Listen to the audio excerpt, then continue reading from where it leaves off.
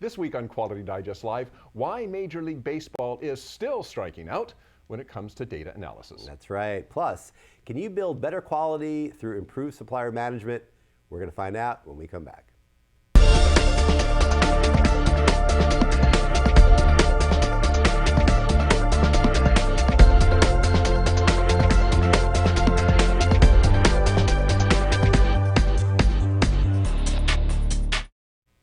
Welcome back to Quality Digest Live for April 15th, 2016. QDL is your weekly look at who and what is making the news in the world of quality. I'm Dirk Ducharme, Editor-in-Chief of Quality Digest. Yes, he is, and I'm Quality Digest publisher Mike Richmond. We're going to start the show this week with an important announcement from the National Institute of Standards and Technology. And this particular news item, Dirk, as you know, is one that we always enjoy very much reporting on. Last week, NIST awarded the Malcolm Baldrige National Quality Award for 2015 to 4 very deserving organizations. These 4 winners were given their Baldrige Awards, the nation's highest honor for organizational innovation and performance excellence, at the Baldrige Quest for Excellence event in Baltimore, Maryland, this past April 3rd, just a few days ago, a week or so ago. The 4 winning organizations this year were as follows. Midway USA of Columbia, Missouri, which is an internet retailer in the small business category. Charter School of San Diego, California in the education category. Charleston Area Medical Center Health System of Charleston, West Virginia in the healthcare category. And Mid-America Transplant of St. Louis, Missouri, an organ transplant provider and tissue bank in the nonprofit category. So what do all these very different organizations have in common? Well, besides a proven commitment to excellence, they understand that accolades and awards, even a Baldrige Award, are just part of the journey, not the final destination to excellence. Or as U.S. Deputy Secretary of Commerce Bruce Andrews put it during the award ceremony, quote, only a handful of organizations each year earn a Baldrige Award, but thousands more reap the benefits from using the Baldrige approach to measure and improve their performance. The Baldrige framework is a systems approach that doesn't just recognize excellent organizations, it helps create them.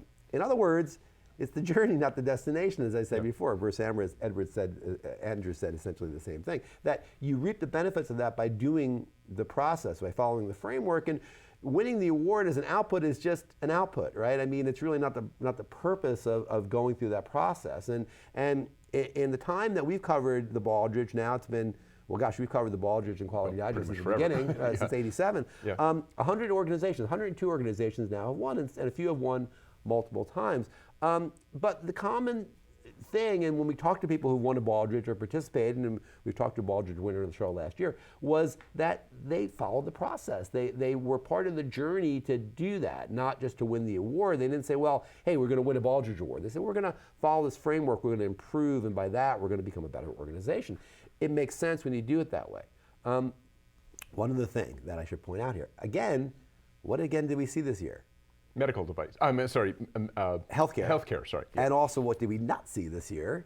Manufacturing. Manufacturer. Exactly. So it's interesting. At some point, I'm kind of ruminating on an article that is going to maybe explore, well, why are manufacturers not winning Baldriges anymore? Are they just not applying for it? Has something changed in that system?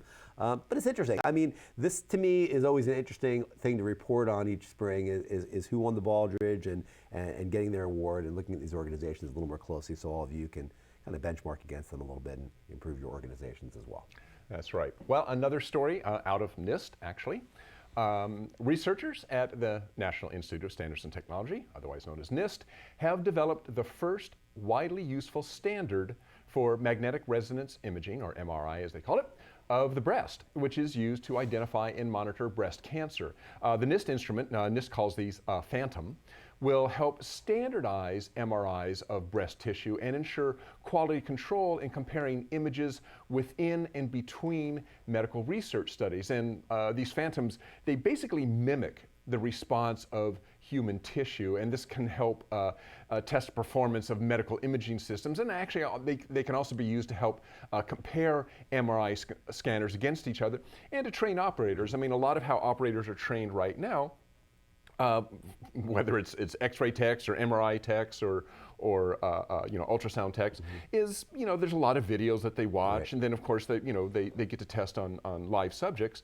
But these phantoms really, when they're brought into a hospital environment or a learning environment, really give a hands-on available tool that's available anytime to be able to train students up. So they're really important in that aspect.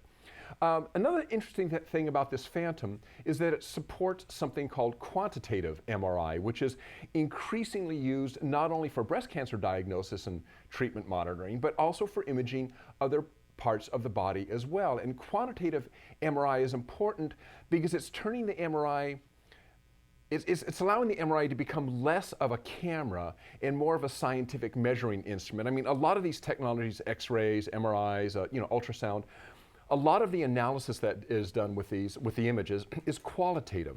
You have these images, and now you give them to an expert who has to look at these images, and based on their own experience and knowledge, they make a determination of what these images are actually showing. So that the ability to be able to quantify these is even more important, because it allows you to really drill in, and actually quantifiable measurements then turn this into a scientific measuring instrument. And then those results, of course, are traceable to the international measurement standards, which is also very important. So all in all, this is just actually another important step forward for breast cancer research and detection. So good stuff for NIST. Yeah, using the science to help further people's health, keep people healthy. I mean, it's a lot of what NIST does. I mean, people don't realize NIST has got their fingers in everything. In everything. NIST does a lot of great organizations. We get a lot of great content from NIST. They have a lot of great blogs and a lot of stuff on their website that we repost to Quality Digest because it is important stuff. So be sure to check out NIST, www.nist.org, I believe, right? .gov, I'm sorry. Yep. Yeah, that's right. NIST.gov. Okay. The methodology now, known as Lean Six Sigma, is, of course, well into its second decade, and it shows no signs of slowing down. And that's because it wisely combines the power of Lean's team-oriented waste reduction focus with Six Sigma's DMAIC process for identifying and preventing defects. Now, in yesterday's issue of Quality Digest Daily, we ran an article titled Lean Six Sigma Applications in Healthcare. This was actually an excerpt from a new book, Innovating Lean Six Sigma, which is right here. I buried it, but we have it right here. Innovating Lean Six Sigma, a strategic guide to deploying the world's most effective business improvement process, and it's written by Kimberly Watson-Hemphill and Christine Nissen-Bradley. The article and the book provide excellent, I think, strategic insights into what makes Lean Six Sigma work at companies both big and small. The key takeaway, in my opinion, is that when implemented properly, Lean Six Sigma is a highly flexible methodology that allows managers to shape it to their unique organizational circumstances. So, to talk further now about this new book and the innovative side of Lean Six Sigma, we're pleased to welcome co-author Kimberly Watson-Hemphill to Quality Digest Live. Kimberly, thanks for joining us. Thank you very much. Thank you. Thanks for being with us. Well, now you specialize in innovation as it applies to operational excellence. So when you and your co-author, Christine Nissen-Bradley, were contemplating this book, what struck you as particularly innovative about the Lean Six Sigma methodology? So myself, Christine, our team at Firefly, we've all worked in continuous improvement for a really long time. And our motivation for writing this book was to help people. Both people who were just starting, just new on their Lean Six Sigma journey, or maybe those who have been around a while and are looking to take these methods to the next level. And what we saw was that there are quite a few books available on tools, but not so many on deployment. And what we've seen from our experience is that Lean Six Sigma is a journey. It's an ongoing opportunity to innovate, to do something better, to better meet the needs of our customers, to empower our employees. And we can innovate in so many ways. We can innovate in our deployment approach. We can innovate in our process improvement solutions.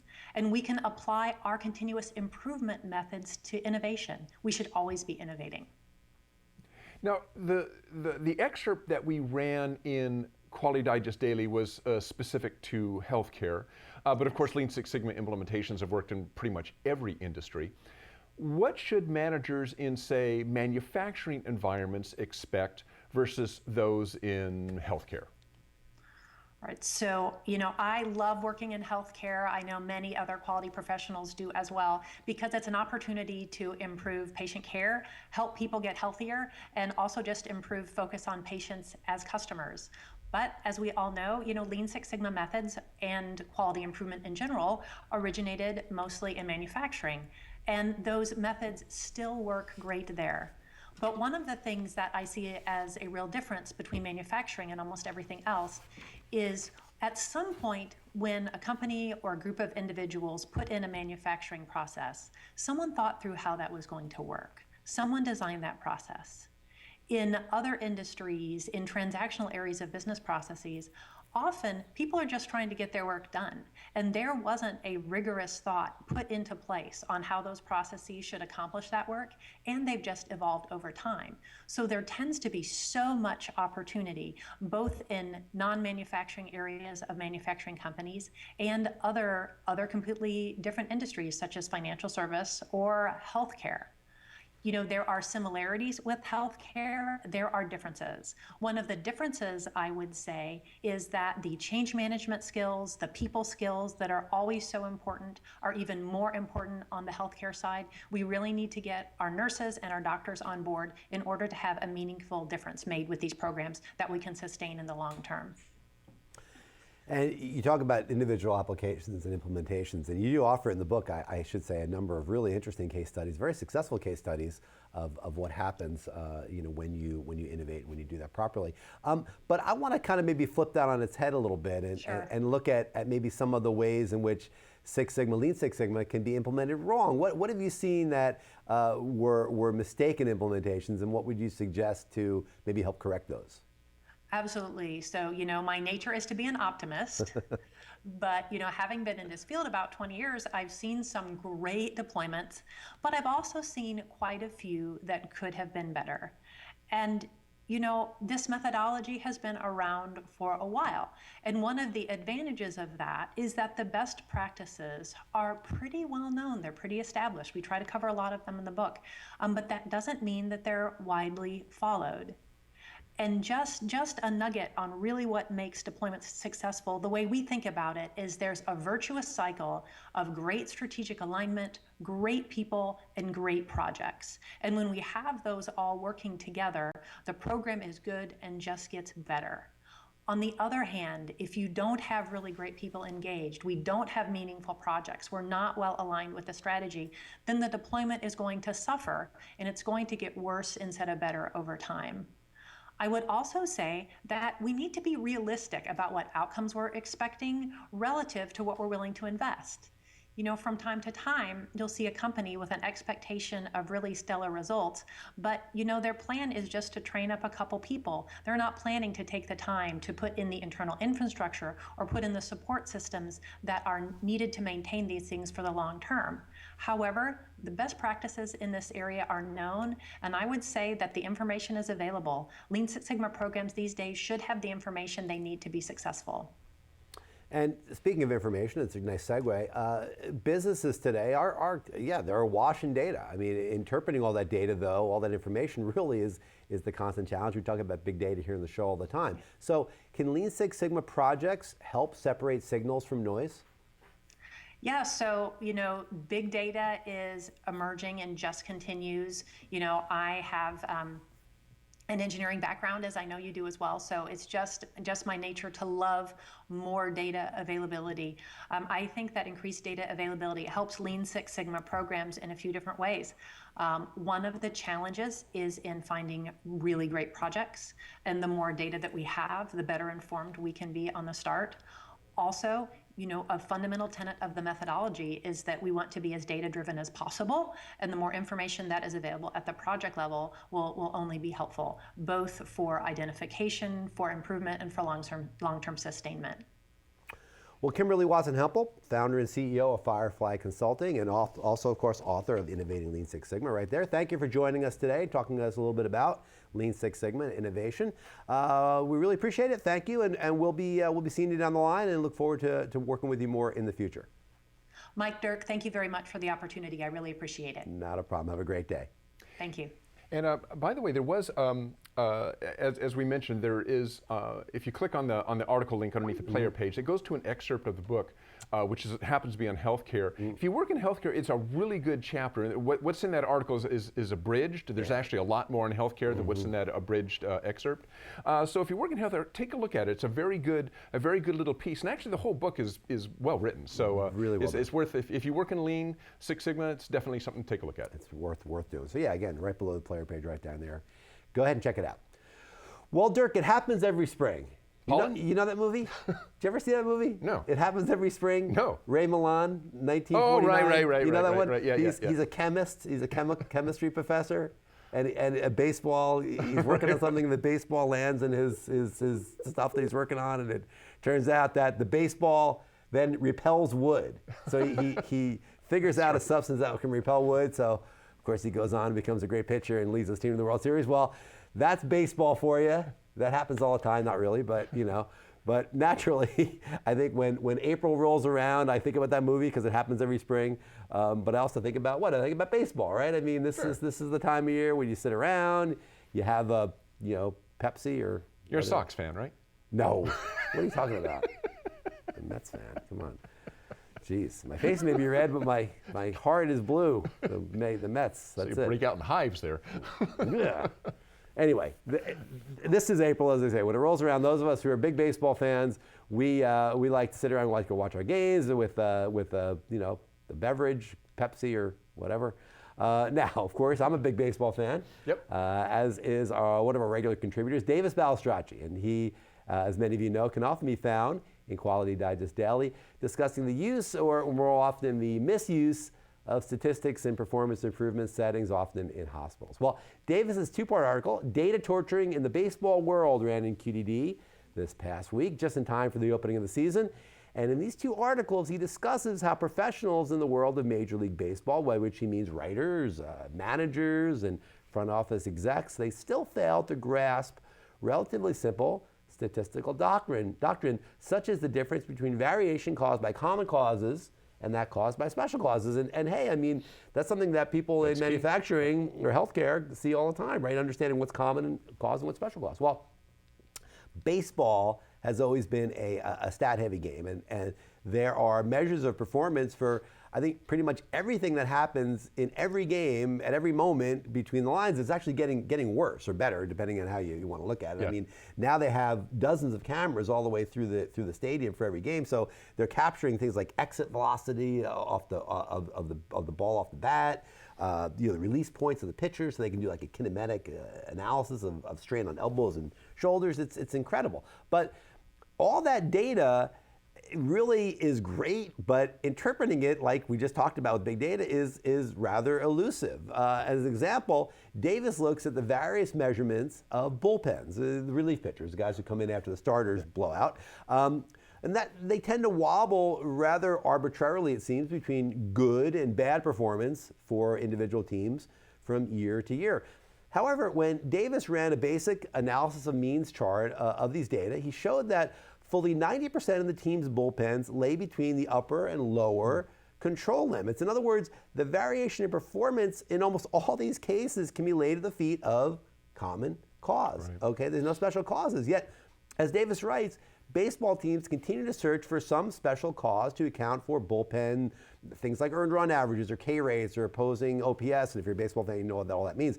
But they're just stats. I mean, they're numbers that they've accumulated. So managers will say, well, there's got to be a reason why our K rates are down or the opposing OPS is up, right? So, I mean, what is it? We're going to find out what that is. But really what it is just common cause variation. And those things may trend higher or lower in any given year versus any other given year just because of normal fluctuation in performance. Right. And Davis shows through that chart that the UCL and the LCL show that it's all within tolerance. It's all within the normal expected performance. It's in control. These processes are in control. Well, of course, managers making changes to their bullpen personnel or procedures when variation is expected and within controlled limits doesn't really hurt anything or anybody other than maybe giving some fans like us some gray hairs. But consider what happens when executives shuffle the deck unconsciously in, say, healthcare setting, when real lives are on the line. Now, if you change a process that is in control because you feel that there are some imaginary special causes that should be addressed, is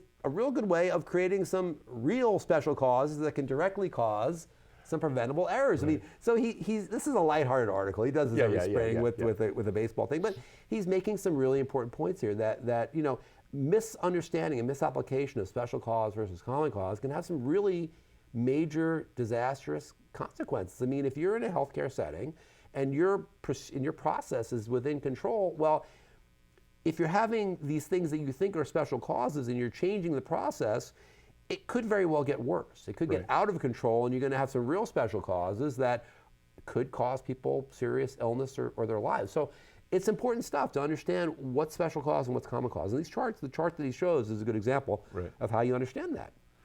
And people don't understand it. I think that's the point, is that in baseball and healthcare settings and manufacturing, people still don't get it. And it's dangerous. Back to Deming.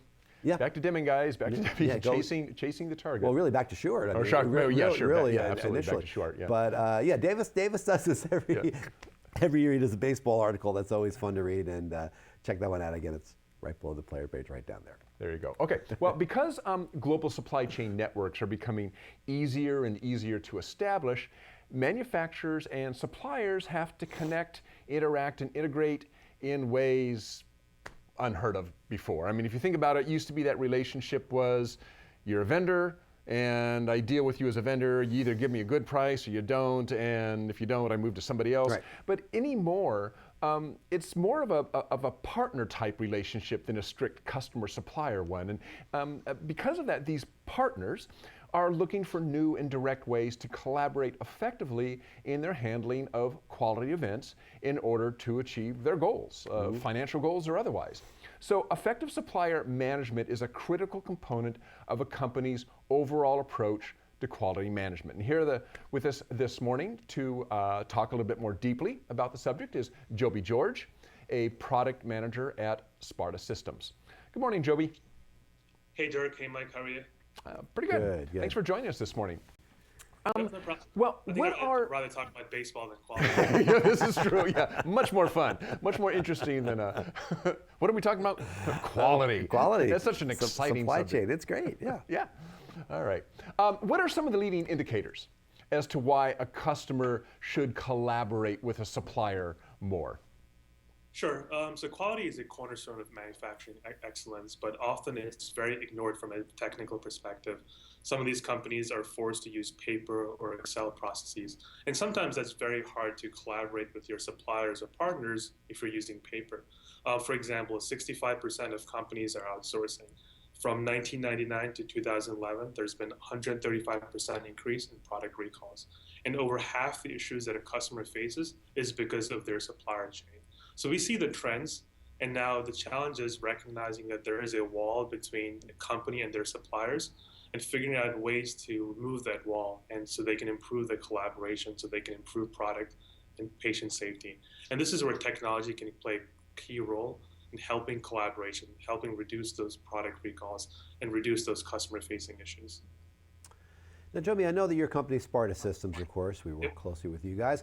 You deal a lot with medical device companies. So for medical device companies such as that, how would improving collaboration with suppliers affect product safety, by which ultimately that means patient safety? Mm-hmm. So there are 4 steps that we recognize that can be taken to improve and enable collaboration. Step number 1 is to establish a supplier foundation and broaden supplier assessment. So for example, having a single place where you track all your suppliers, who supplies us, where they're located, what kind of material do they provide, where do those materials come from, just creating that single repository for all the suppliers you work with. Step number 2 is to improve the supplier onboarding and verification process. So when you get a new supplier, what kind of things do you look for? What kind of questionnaires do you send them? What kind of risk assessment do you provide them? What kind of documentation do you track? What kind of certifications, agreements, and so forth? And tracking all of that in one single place for all the suppliers you do business with. Step number 3 is to close the quality loop with your suppliers. So this is where you leverage technology and you connect and integrate suppliers into your quality ecosystem. So it's a collaborative process. You invite them inside your 4 walls, you help collaborate with them more so you can identify some of these key issues earlier on. And step number 4, probably the most critical, is to use real-time performance analytics. So now that you have all your supplier data in one single place, you can trend and analyze data. Who are my best suppliers? Who are my worst suppliers? And for my worst suppliers, what kind of remediation activities am I going to put them on? From a good supplier, maybe I should give them some financial incentives so we can continue to do business with them. So by following this 4-step process, companies can start this long journey into improved collaborative relationship with their suppliers. Okay, so when you talk about closing the loop, closing the quality loop with suppliers, and using technology to help you do that, can you maybe give us a brief, example, or maybe a little case study, maybe a company, and you don't have to name names, but just so we kind of bring home what this actually means when we talk about using technology to close the loop between the suppliers and vendors in the entire supply chain. Sure. So as mentioned earlier, technology is an enabler. So let's go through a very simple example. Let's say there's an issue on your suppliers. They provide raw aluminum to you, and that supplier notices an issue with the batch of aluminum that they want to provide to you. The supplier would log into a very easy-to-use portal. They would identify the issue, the lot number, the date it was manufactured, where it was manufactured from. They would be able to select all of the customers that's impacted by this shipment. Then they would broadcast that message out. So supplier notices an issue, and they send out the message saying, hey, my partners, there's an issue with the raw material that I provided to you last week. Please take notice. And now the manufacturer is notified immediately in real time. So everything's electronic, everything's audit trail, and everything is date time stamped. So now the manufacturer can then take additional actions. Should they stop doing business with the supplier? Should they notify their partner? Should they do a product recall because of an impact of shipment that they received from this supplier? And all of this data is tracked and reflected in the supplier scorecard. So as you can see, by having a closed loop quality process, not just for internal quality, but also for external quality, you can have all that data in one single place that's beyond the 4 walls. So this is where this is where a platform can enable suppliers and their customers to collaborate. And ultimately, the goal is to improve product and patient safety so that we're all safe. Now, how much visibility does this require into the supplier's process? And I guess what I'm getting at is, we talk about at the top of this kind of this partnership between the company and its suppliers, its vendors, but that kind of implies almost that you have to have a little insight or a little visibility into what each other is doing. I'm just wondering, how much is that visibility, and is there some resistance to that because maybe suppliers don't want to be that transparent with the people that they're selling to? Sure. So all the data is obviously confidential, and the way that people do it today is they share emails and faxes, which of course there's no security, there's no privacy around it. So with technology, you can limit and control what your partners see based on the agreements you have with them. So for example, when a supplier broadcasts an issue with your manufacturers, they're only going to agree on sending data A, B, and C and nothing more. And both companies will shake hands and agree to it. So again, it's a collaborative process where both participants in this network can determine what data is shared, they're both agreeing to it, and they cannot see anything beyond that. And in your experience with the companies that you have worked with, is this really showing some bottom line results? This partnership with suppliers as opposed to the old-fashioned kind of customer-vendor relationship? Well, absolutely. I mean, anytime you improve product safety and avoid costly recalls, there's always an increase in the bottom line. Our mantra is that as soon as you can identify issues early on in the process, before it hits the market, during the manufacturing process, during the testing process, you can always improve your bottom line. Because once an issue hits in the market, now you have recalls to worry about, you have legal issues to worry about, you have brand protection issues to worry about. So the earlier you identify issues with your supplier and your partners, the better it is for everybody. Okay, well, Joby George of Sparta Systems, product manager at Sparta Systems. Thanks for joining us this morning to talk to us a little bit about kind of a new technology in supply chain management. We are going to be doing a webinar with Joby next week. This is the webinar is called Building the Quality Network Through Improved Supplier Management, and that's next Tuesday, April 19th at 2 p.m. Eastern, 11 a.m. Pacific. I'll be hosting, and Joby will be there presenting. So be sure to sign up for that. You should have gotten emails in your inbox about the webinar. If you didn't, if you just click on the article link down below the player page, there will be a link in the article that'll take you out to the registration page for that webinar that you don't want to miss. So building the quality network through improved supplier management, next April 19th at 2 p.m. Eastern, 11 a.m. Pacific. Joby, thanks a lot. No problem. Good luck to the Mets. Let's go Mets. Thank Go you, Mets. Joby. All right, well, that is our show for this week. Thank you all for joining us. Thank you again, Joby George of Sparta Systems, for being with us. Thank you to Kimberly Watson-Hemphill and her new book, Innovating Lean Six Sigma. Great book there. Good book. Check that Pick it up. one McGraw-Hill out. Education. That's right. And again, thank you all for joining us. Don't forget, of course, one last time, the webinar is coming up this Tuesday, April 19th, right there, Building the Quality Network through Improved Supplier Management. Dirk and Joby George of Sparta Systems going to be doing that on Tuesday, April 19th, 2 p.m. Eastern, 11 a.m. Pacific. As Dirk mentioned, be sure to keep an eye on your inbox. If you haven't signed up already, you'll get another email coming to remind you about it. You can sign up early next week and be there on Tuesday for the webinar. There you go. So you guys all have a great weekend. We will see you here next week for another week of QDD starting on Monday, and we'll be right back here with QDL next Friday. So have a great weekend. We'll see you then. So long. Bye.